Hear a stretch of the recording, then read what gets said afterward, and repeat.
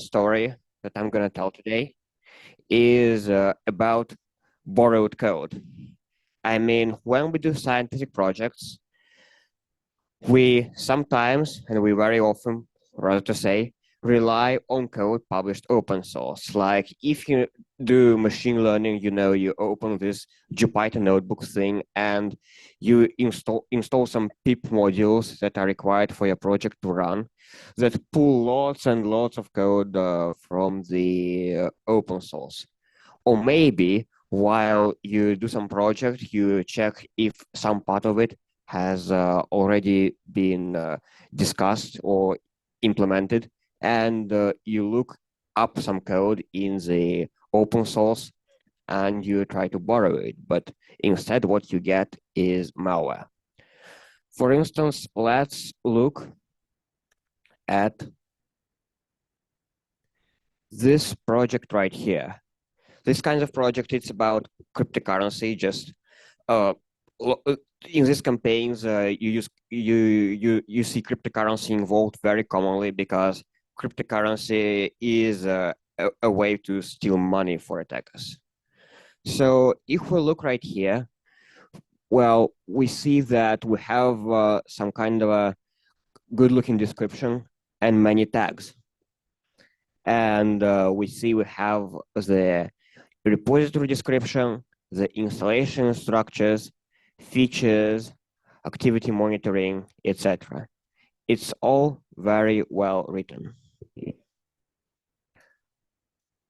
But actually, if you look at what's happening here, you can realize that this description looks, if you have some experience with ChatGPT, you can say almost for sure that it is ChatGPT generated.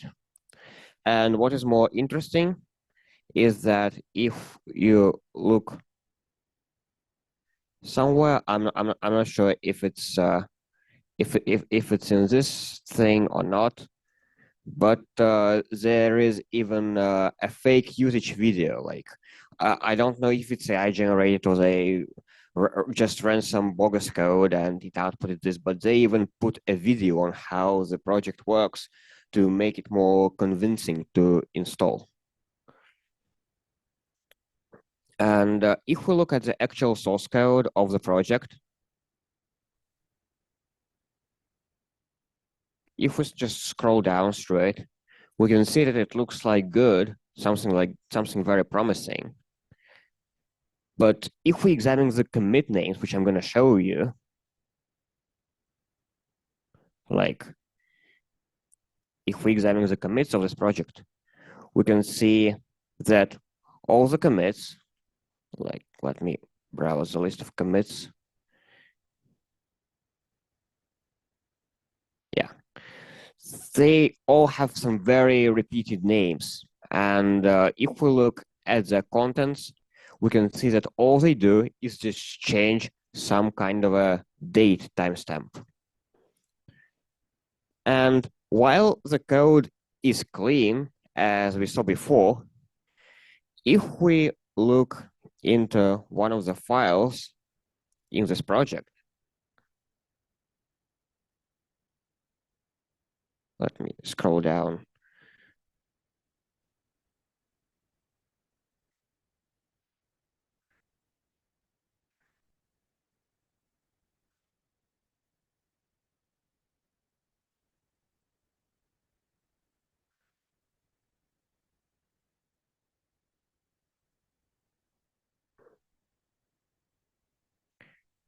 It's one of these files. So if we examine the files, we can see that we have lots of clean code, but inside, somewhere in these files, we have these just 10 lines of code.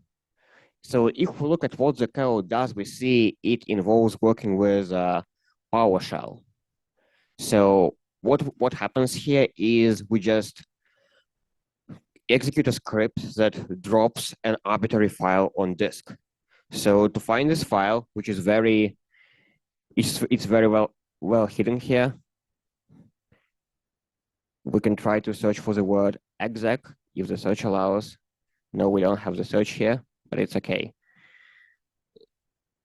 So And in this code also, we have this kind of a string which gets decoded to these two URLs. So when you launch the code, well, the whole code is generated by AI, so it does nothing which is useful, which is relevant, but instead, what you get is you get the malware executed. And also, let's look at another repository, which implements a different technique, which is this one. Again, it's similar. Oh, there is a video. Like, they actually, in the background, if you see, it does something. It does some kind of output to simulate that the project is working.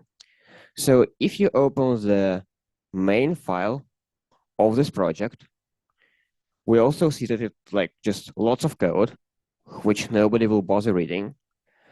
But there is one suspicious thing here.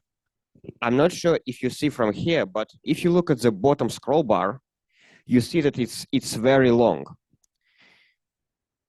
It's very, very long.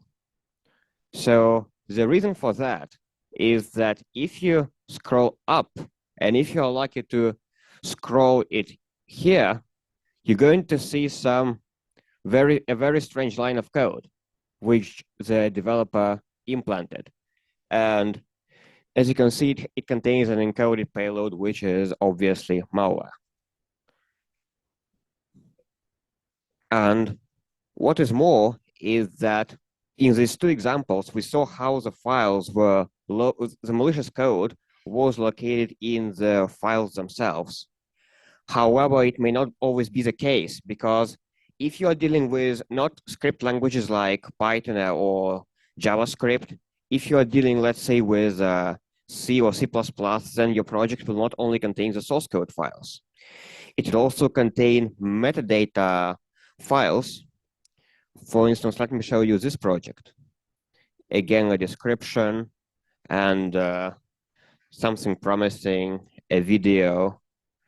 And there is this auxiliary file in this folder, Ethereum balance checker, and in the CS approach file, we see again this very large and suspicious line called pre-build event. And this pre-build event thing, it is a technique that allows you to execute code as soon as the file compiles. So again, you do not see the malicious code in the source code itself. But if you open the code, if you try to run it, then the malware will run on your computer. The outcome, like the malware, you get lots of malware deployed.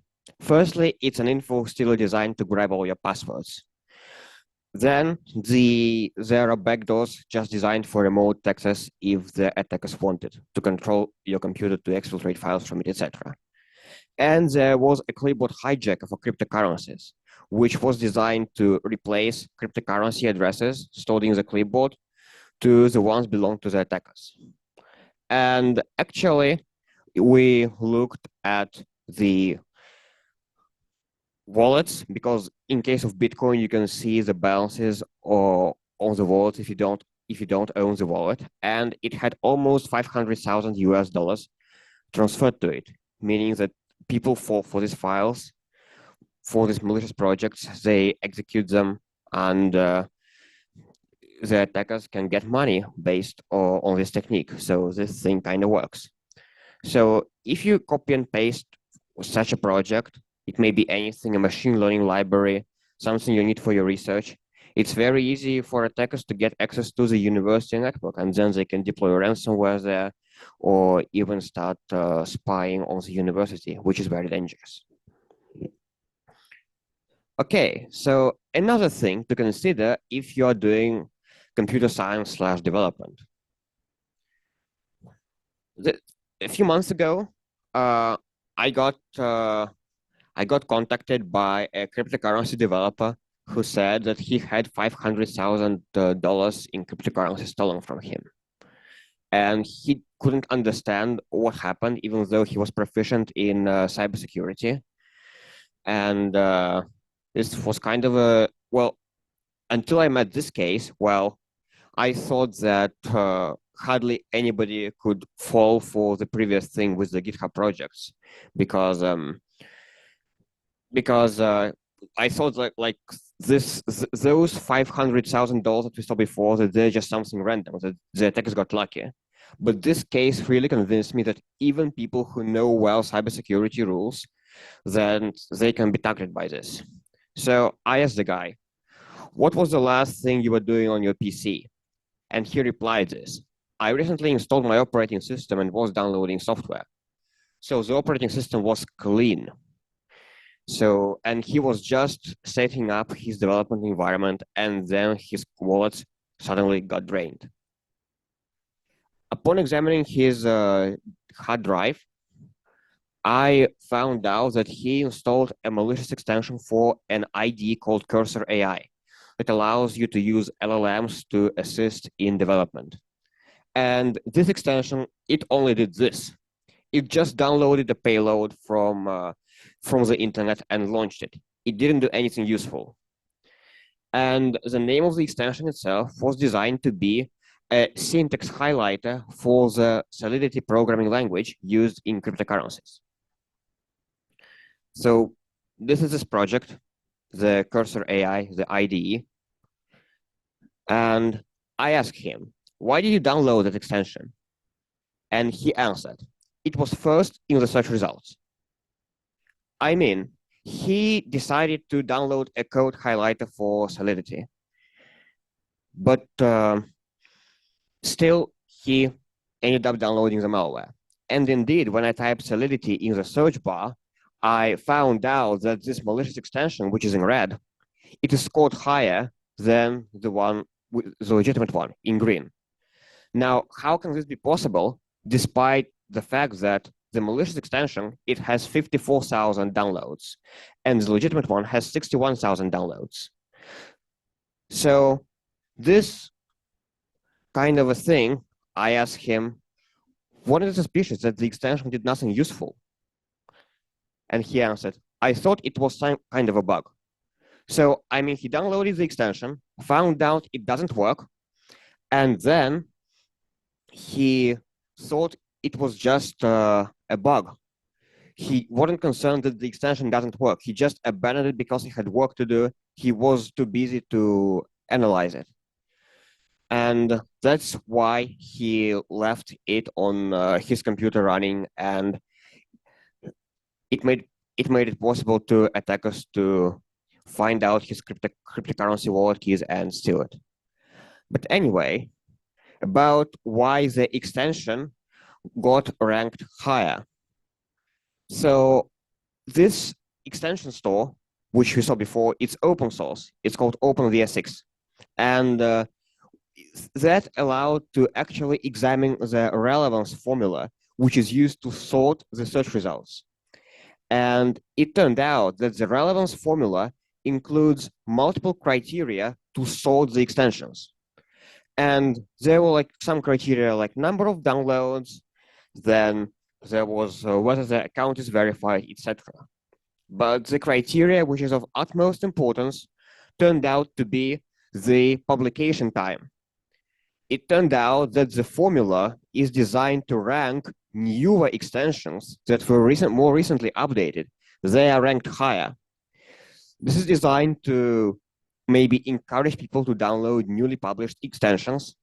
But in reality, what happened is that it allowed malicious actors to push their malicious extensions to the front of the search results, making people fall into traps. And this made this guy download the package, and that's it. And the problem is not just with this guy who was not very attentive in downloading. A few weeks ago, there was this news that Ethereum's code developer's crypto wallet was drained by a malicious extension for the same IDE, Cursor AI, that allows you to use AI. So, but in this case of this guy, he was lucky to have on the computer on which he was doing development just $400. So it wasn't a big loss for him. For the core developer of the entire crypto system Ethereum, $400 is just a very small sum of money. And the third case now, it is even more confusing because it led security researchers with lots of experience, like who go to international conferences, to big conferences, who are well known on social media. It made them argue whether a software is a malware or not. And to explain to you how, like,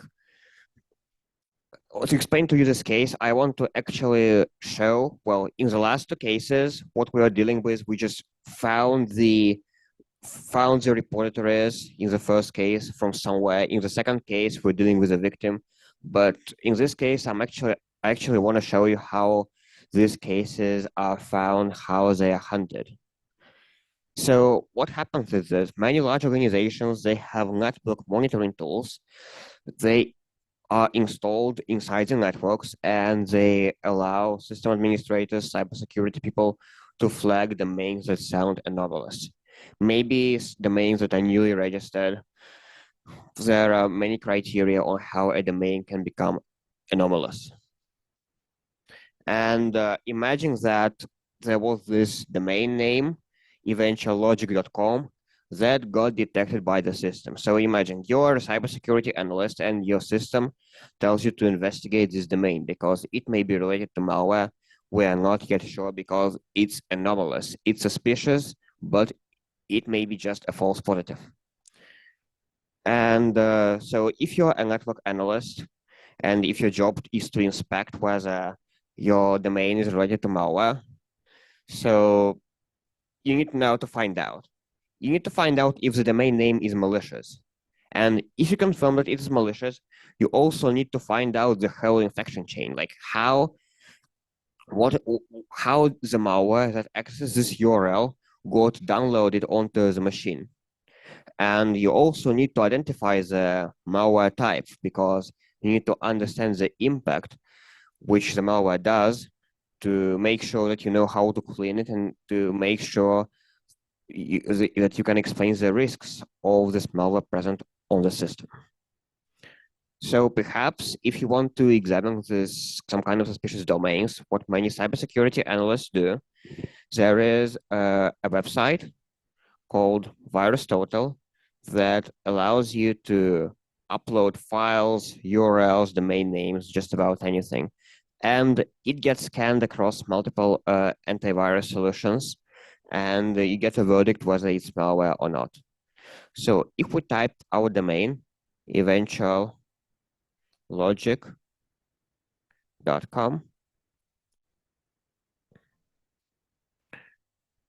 if we wait for a little bit, we see that it's clean, 0 detections.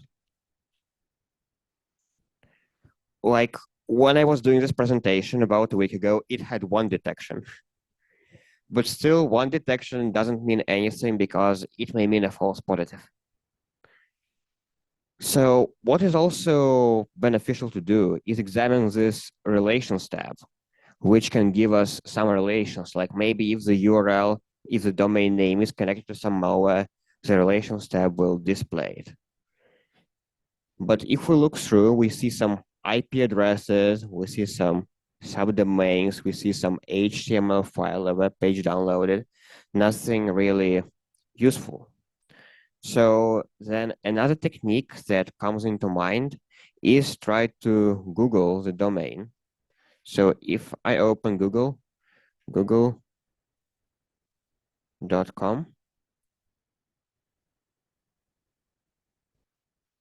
and if I type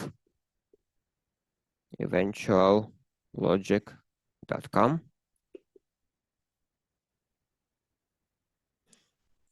then we see that we have a web page of a website called Joey Sandbox that allows you to upload files and then they get executed in the isolated environment and you can get information about what the files do.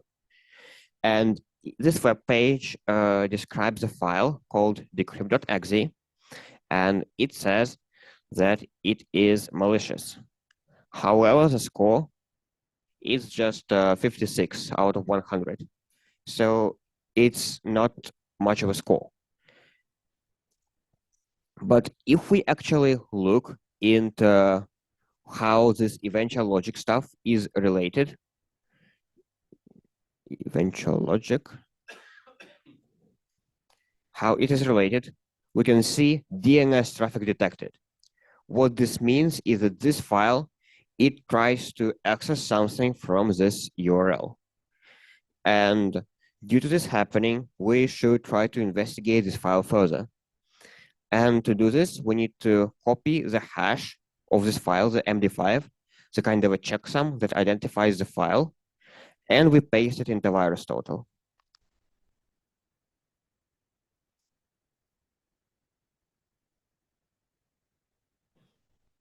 And we see some detections. And if we examine the Relations tab, if we scroll down, we can see that we have a compressed parent. So we have an archive containing this file, which is called decrypt.zip. So what we can do, we can draw a graph. We can say that the eventual logic.conf domain is related to decrypt.exe thanks to Joey sandbox. And if we open this decrypt.zip file in VirusTotal, if we click on it, we see that the file is password protected. And if we click on the Relations tab, we can see the ITW URLs. ITW means in the wild. So these are the URLs from which this archive has been spotted downloaded, the URLs where these files are hosted. So if we click on it, on this URL, and if we look at the relations, we can see a very interesting thing here in the communicating file section. One of the files that communicates with this URL, it is called let's compress.exe, which is some kind of a weird name. So to summarize, we found out that this decrypt.zip file was downloaded from the decrypttables.com. And again, we can on our graph draw that decrypt.exe is related to decrypttables.com. And then we found out that it communicates with let's compress.exe. So again, on our graph, we can draw the relationship. And now if we look into the let's compress stuff,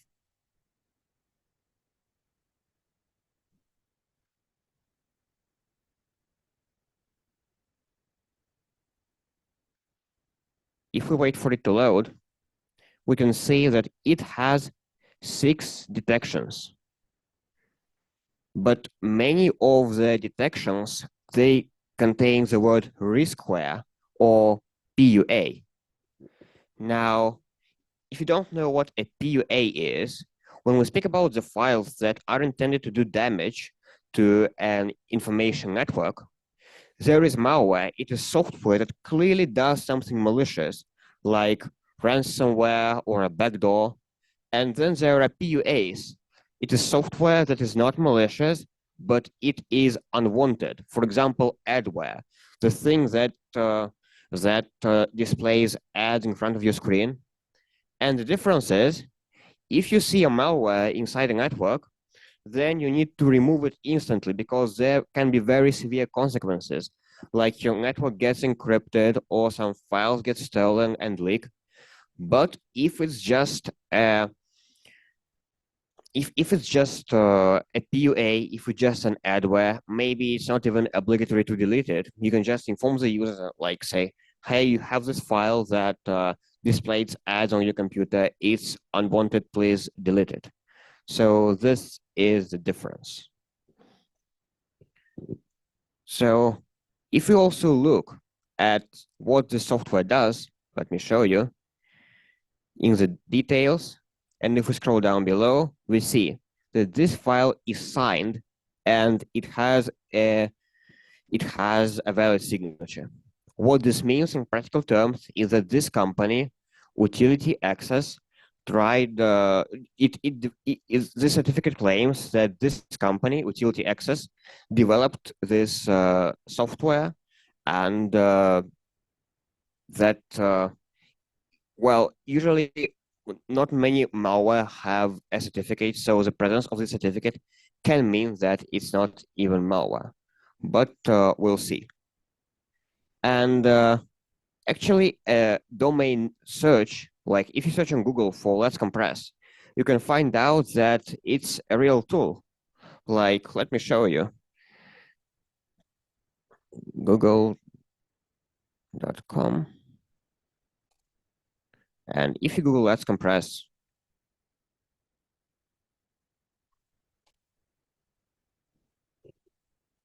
maybe like this, do a non-fuzzy search. So if you do it, then you can see like it's a real website. You can download the software which prompts you to, which can be used to compress files. And there are also tools that can help you examine the history of a domain name, by which we see that the domain was created in or around May 2024. And there is also a site called Web Archive that can contain stored copies of a website, and there are copies dating back to July 2024. So it's not a new thing. But if we also examine the results of the Google search, we can see something related to malware. And we also can see some posts on Twitter or X, which are related to cybersecurity.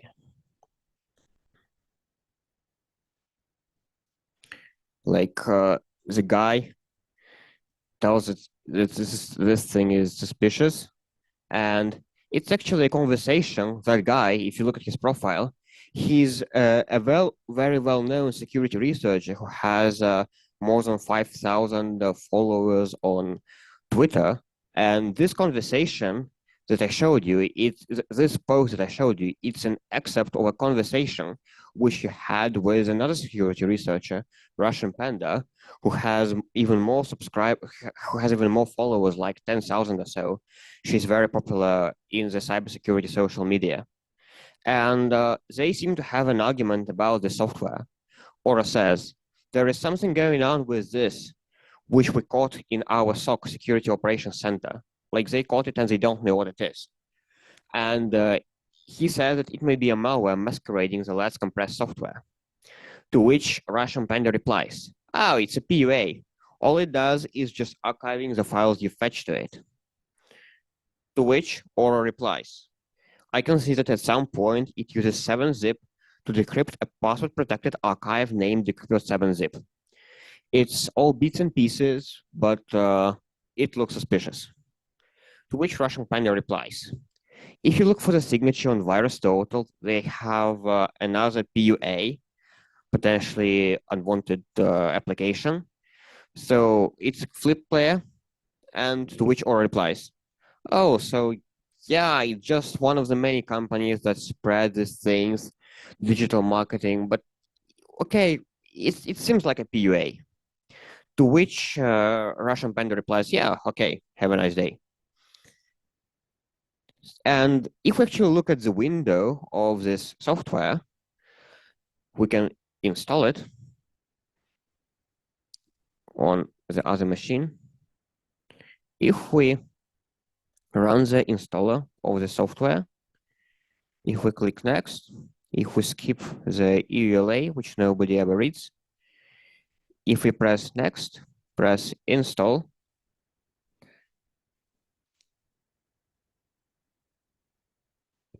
we wait for it to finish, and if we launch the software,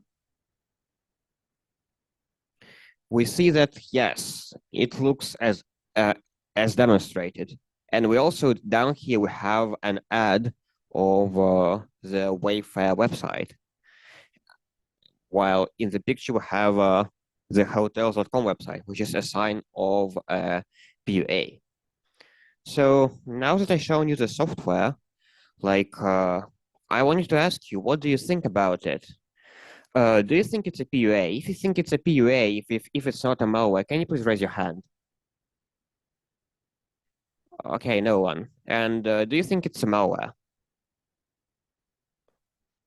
Okay, and the rest of you are unsure, yeah? Okay, so we'll see at the end of the talk how it is. So we have this other file here, if you were attentive to look at the slides, that had 10 detections. So maybe it's something else. Maybe if it maybe it's not malware. We'll see how the investigation goes. So yeah, yeah, yeah,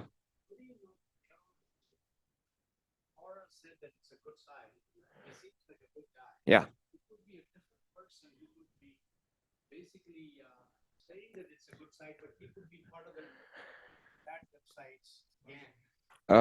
Well, thanks for the question. You actually can you either trust a person or not by looking at his I'm not sure if it will. No, it's not me. That guy is very well known in the cybersecurity community. He has 5,000 followers on X. In comparison, I have about I think I have about 3.8 thousand, something like this. So he regularly makes posts. So the guy is legitimate. The Russia Panda is also legitimate, but you can just look at what posts they make on how they act on social media. But yes, you need to check whether that it's not an imposter. This person is not an imposter.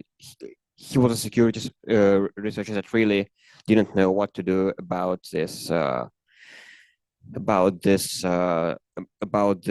executable, about this program. So to try and check whether this Let's Compress is malware, we should try and get an understanding of how Let's Compress communicates with this domain, eventuallogic.com, which was initially flagged as maybe related to malware.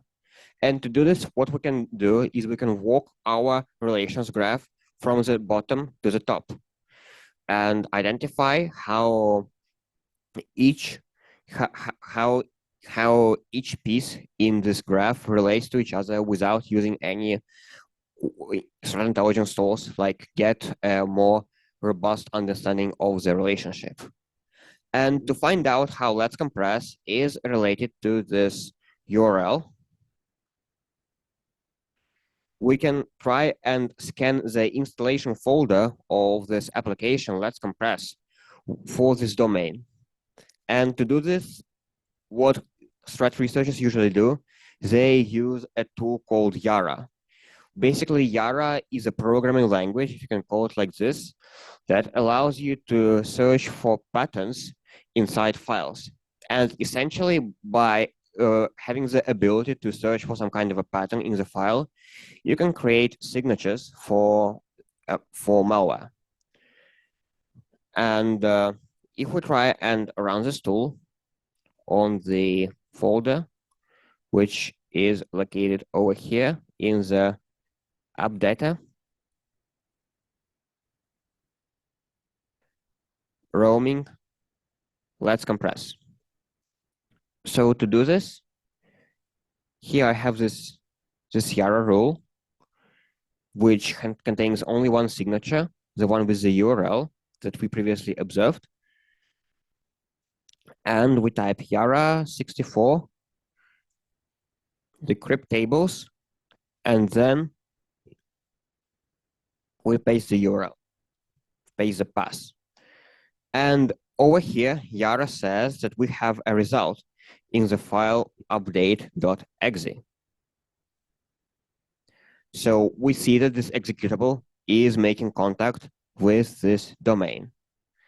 And actually, if we look into the folder, we see that there are 3 files related to updates, up.exe and update.exe and updated.exe. And furthermore, if you look into the up.exe file, we can see that it executes some shady scripts that involve use of a user agent called ChatGPT client. So we can see what tool was used to write this Let's Compress software.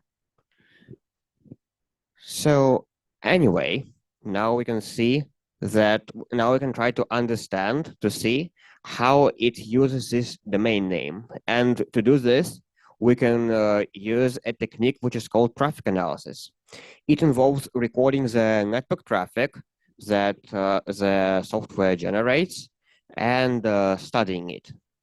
And to do this, we can also use VirusTotal. When you upload a program to VirusTotal, it can generate this traffic for you, and we can download it and examine it. So if we open this software, is called Wireshark. So we can see all the network requests which were done here by this program. And among them, if we filter it for the HTTP requests, we can see that we have an archive downloaded named decrypt.zip, and we also have this GET request to the URL update.txt. And now, if we examine its contents, we can see that we have some kind of an update description in traffic because, well, it looks like this. But there is one suspicious thing in this update description, which may be not very obvious to the naked eye. So if we examine this request, there is this anomaly. This string, if you look here, it is the base64 encoding of the string update.exe, which remember that the update.exe was used to communicate with this domain name, decrypttables.com, which is suspicious. So now we know how Let's Compress and decrypttables.com are related. Let's Compress downloads an update that prompts to launch the update.exe executable, which in turn accesses this URL, decrypttables.com. Now on to the next relation for the decrypttables.com and the decrypt.exe file. Well, we saw in traffic that it downloads an archive called decrypt.zip. Again, I'll show you. We see the decrypt.zip, and now if we head into the downloads folder where I have the zip, if we open it, we can see it contains a file called decrypt.exe. But the file is password protected, but thankfully we don't have to research the password because it has been previously mentioned in the conversation on Twitter, which is 123456. So we found out the archive password and we were able to get the decrypt.exe file. Now, the final thing is to get a grasp on how decrypt.exe is related to this eventuallogic.com domain name. And to do this, we'll need to analyze the behavior of this file. Now, remember that we previously saw, well, this behavior on the page with the Joey sandbox, decrypt.exe. This is the file. And if we scroll down below, we can see that this file is used to launch another file called system1562 something. So, and if we look at the icon of this file, we can see that it has an icon of the Python programming language. But this file is, it's not a raw Python script. It's like a program, an executable, which contains a compiled Python code. You can do this with a software called PyInstaller. And to proceed with the analysis, we need to unpack this file and examine the initial Python files that were used to create this program. And there is actually a sequence of steps that you can do. You can do this by just Googling how to analyze Python malware and examine the tutorials out there. So the first step is to extract the executable contents with a tool called PyInstructor. So let me show you how to do this.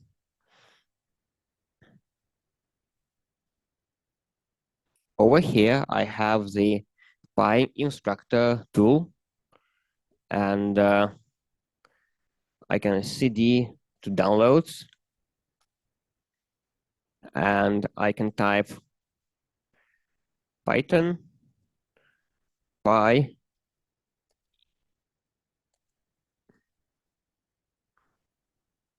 Oh, we need to cd to decrypt.zip first. Yeah. So Python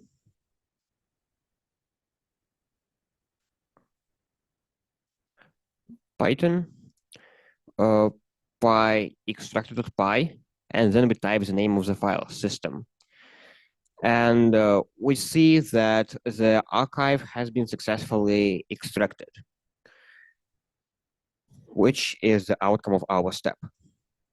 Now, inside this extracted content, there is a file called main.pyc, which it contains Python code. But the problem is that this Python code is kind of a serialized. It is transformed by the Python interpreter to a compiled form, which the Python interpreter can process. It is not raw Python code, and we need to convert it to Python code. To do this, we can try to use a tool called uncompile, or another tool called PyCDC, which we will use, which is here. Now I type PyCDC, and I specify the path to our main.pyc file. And if I now do this, I see if I scroll up, what we got in the output is it looks like Python code, but inside it we see unreadable code. So if we look at what this thing on the screen, PyArmor, is, we can look up that PyArmor is an obfuscator for Python, and an obfuscator is a program that allows you to make the code unreadable to complicate the analysis. The code gets executed, but to the eye of someone who wants to read the code, they can't. And to deobfuscate the file, we can do a Google search how to do this, how to treat PyArmor obfuscated files. And I found a tool with a weird name called bone density. And let me now show you how it works. So I type again Python, bone density main vd.py, and to make this program run, we need to specify two files to it. The first one is our obfuscated PYC file, which we obtained before. And the other one is the path to the file called pytransform.dll, which is located in the same in the same folder with the extracted contents. So we specify the path to the main.pyc file, and system again. We need to specify the path to the DLL, pytransform.dll. And if we do it, we can see some Python code, which will now pipe to a file, main.py. And now let's look at the contents of this file. Once we do it, we can immediately see that we have the line from browsers import Chrome. It does something with the Chrome browser, and in the contents of malware, you can often use it to grab your passwords, your cookies, your bookmarks, etc. And now let's scroll down to the main function of our file, and we can see that the malware retrieves some kind of a configuration. Config equals utils.config. So this, in the context of malware, configuration often contains the address of servers with which malware communicates to exfiltrate stolen data. So why don't we examine this config? This utils, if we do a search,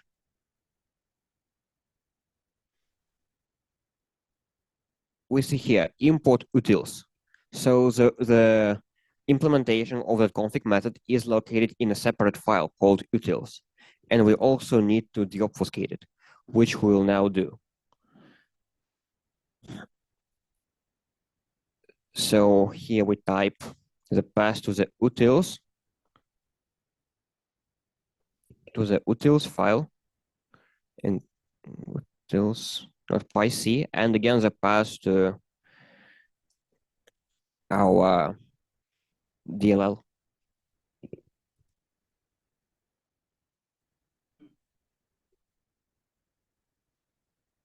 And we can output it to a file, utils.py. So now if we look at the file, remember we needed the config,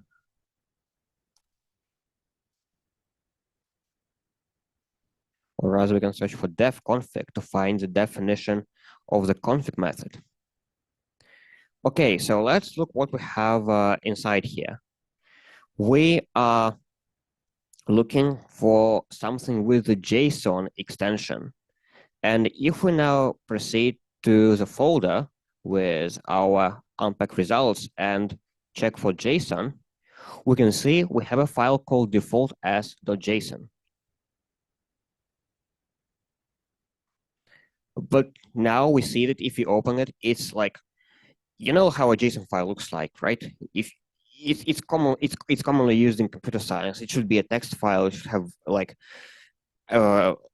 English letters here, but all we see here is some encrypted gibberish. So now to find out what is up with this file, we should look down below. So over here, we can see that we execute the json.load_as method. And then we see that we have like an else branch here, which also does a JSON load as, but it does so by calling a function called thisScramble_string.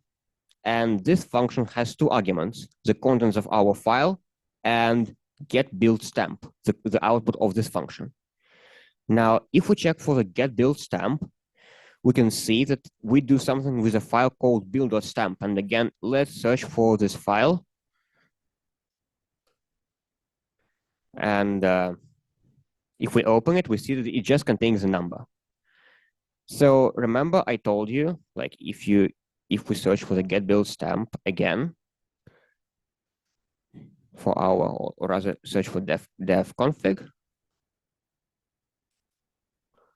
So we see that we are calling this function right here, this scramble string. And if we look for this function, we see this. Now, can anybody say anything about this function?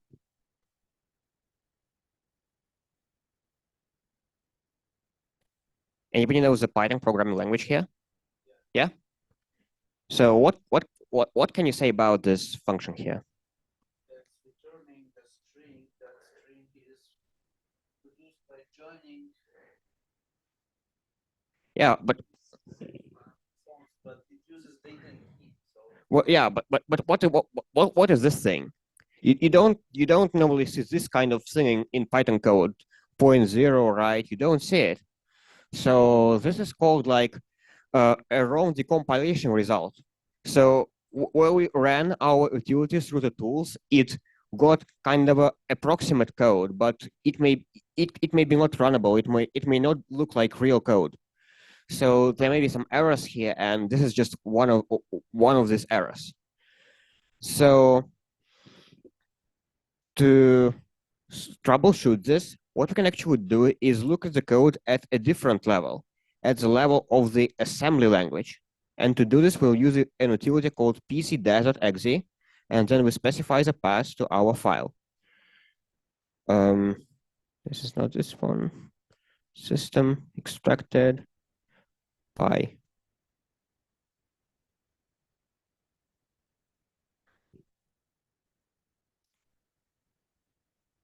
Py.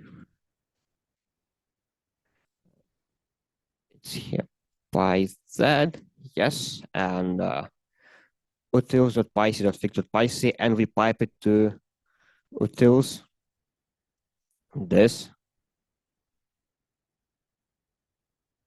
dot py. And actually, this is not just, although we rename it with a py extension, it is assembly. So if you now open the search for the config method,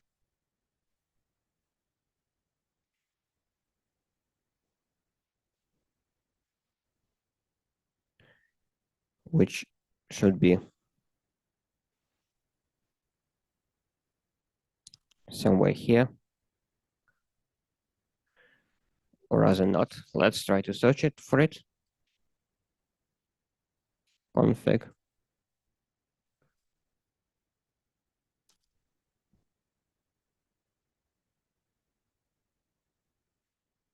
Let's continue scrolling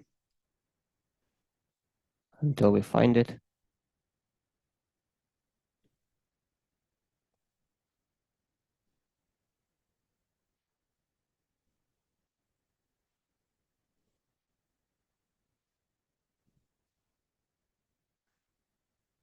Get config file path, get cached, file contents,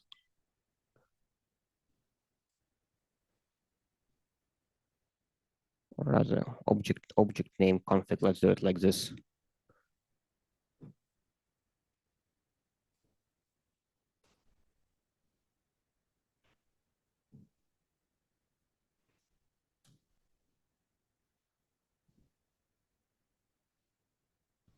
Yeah, so that should be it. So if we look down here, we can see that it's actually the assembly representation of our Python file. Did you know that Python could be compiled into assembly before? Well, if you examine such things in a lower level, unfortunately, you have to deal with assembly, even you're dealing with like highly abstract languages like Python. And inside this assembly, we were calling the function called, let me remind of its name, discramble string, with which we had an error. So if I find discramble string again, we can see that it has this assembly code. It's a very small function. And among all this assembly instruction, there is one which looks very suspicious, which is binary XOR. Because, well, we didn't have any XOR operation here, but it is present in the assembly. So what we can do is assume that this function does a XOR of this file with this string, which we previously encountered. And now if we use a tool called Cyberchef, which is a kind of a multi-tool for decrypting/decoding files, we can paste the output of the JSON file into it. Like if we search again for JSON here, we paste the default as the JSON file here. Now we select XOR here, and we type the key, which is supposed to be a letting one string. And here in the output window, we can see some JSON file, right? And inside it, we can see cloud API eventuallogic.com. So inside this file, which is suspected to be a stealer, we find this URL, eventuallogic.com. So let's recap what we've done after deobfuscating the file. We were able to read the Python code. but we're dealing with incorrect decompilation. To troubleshoot this, we examined the assembly code of our file and found out that this function does XOR. We were able to decrypt the JSON file, and we found out that inside it, it stores our initial URL from which we started our research. And now we can answer the questions we initially had. So the domain name we're dealing with, it's malicious, and the infection chain, the user is designed to download the software which contains a malicious updater. Speaking of downloading the software, they can find it, for example, through Google search. There are techniques called dark SEO, which allows threat actors to promote malicious URLs in Google search on the first page of the search results. And the malicious capabilities, we saw them. They allow you to download any implant on the device, which turned out to be an info stealer because we saw some browser things. So the conclusion, be very careful with what you download. It may be very difficult even for cybersecurity professionals to distinguish a real software from malware, because we saw cases today. With the GitHub thing, if you copy and paste your code too much without looking what you're copying and pasting, you can get infected. If you download some extension, even if it's from the search results, then you can get infected. Again, with this software, while not all of you may use it to compress files, we can see that it even caused discussions again among like top security professionals whether it's malware or not. So it's really difficult. So the point is to rely on a security solution which will help you detect those anomalous domains and report them to the cybersecurity people, because you really when you're doing research, you have no time to investigate the code and see if it's malware or not. It's just like it happened with that crypto guy who had $500,000 stolen from it. He downloaded the extension, saw that it does nothing, but he decided not to investigate because he didn't have time. So you don't have time. This thing, inspecting for the malware, needs to be done by the security solutions. And again, you also need some very well-trained cybersecurity people to examine the outputs of the cybersecurity solutions and triage them to see if it's malware or not. So if you need to be very careful not to infect the network of your research network to avoid it from being encrypted or your resources being used for mining or even for espionage. So that's all I had today. I hope that this has been useful to you. Maybe I've shown you like some cases how we cybersecurity professionals do our research. I understand you're not that deep into cybersecurity here, but maybe it will allow you to get some kind of an inspiration for your scientific papers. I hope you enjoyed my demos today. Maybe it helped at least broaden your horizons. So thank you.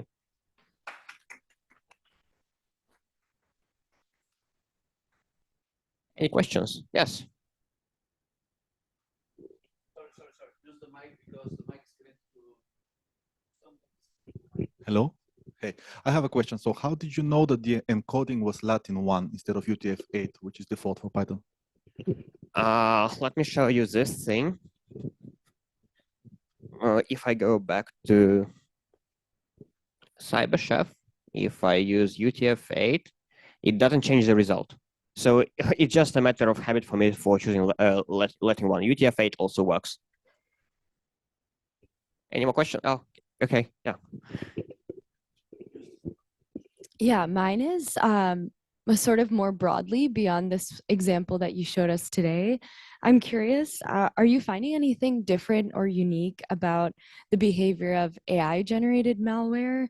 And is there something about this that concerns you about like malicious actors using AI to augment their work?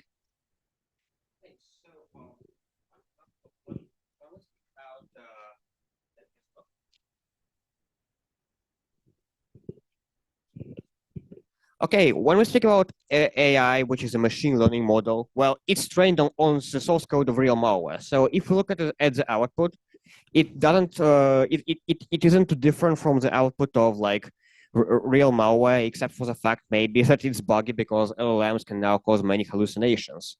But what concerns me about AI is that, as you can, I quoted like many examples of how threat actors used AI. They generated those fake GitHub pages with AI. Then we saw the ChatGPT thing in the updater file. The problem is that the evolution of AI allowed threat actors to create those traps for people um, uh, more efficiently in a more speedy way. I don't know if we speak about the analogy in the scientific world. I heard that many people in the scientific community are now complaining that researchers, some very unprofessional ones, are submitting AI-generated papers to scientific journals, and they look very clean and neat. And only after reading very, very deep into the paper, only then, only after reading it for a lot of time, only after studying it for a few hours, can you realize that it's AI-generated junk. The same is for malware. It became more widespread to use AI to develop malware, and threat actors now have a smaller time gap between developing and deploying their malware. That's what concerns me.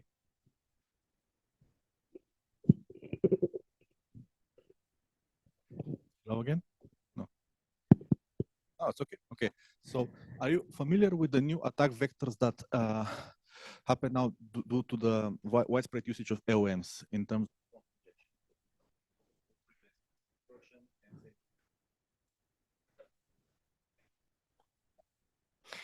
Yeah, thanks a lot. I saw a research about this, which was made to exploit the, like in Google, there is a model called Gemini, I think. And this Gemini thing is integrated into Google Calendar. And you know, when you speak about the calendar, you can send out a calendar invitation to somebody.